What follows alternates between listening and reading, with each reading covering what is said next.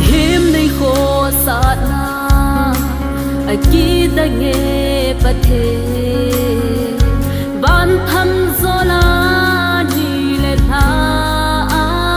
si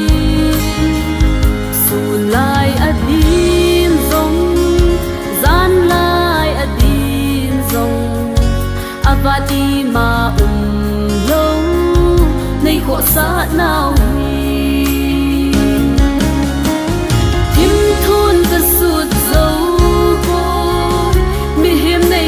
sa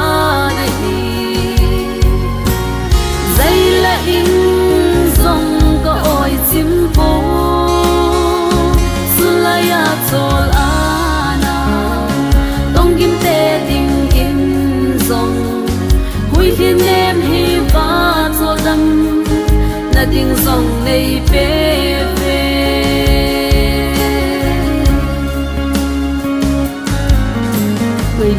na bul hing se a ei ngai lu paka ba chu zun a mi te chun pa the thil sim zo si a ma ang a kun so ama chu kei pa thi a hi tai a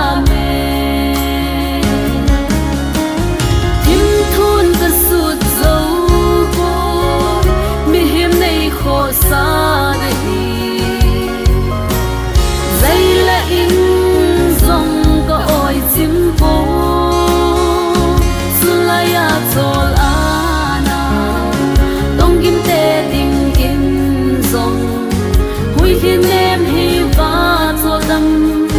na ding zong nei pe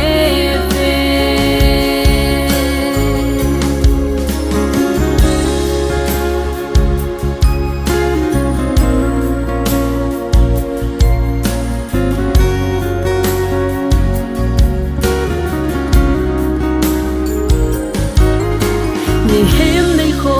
sat na lungil aka gel sun lei mi him te chi na in phalo a ki da nge pa na chi na thu hi mi him chi na in zong a khu do so ko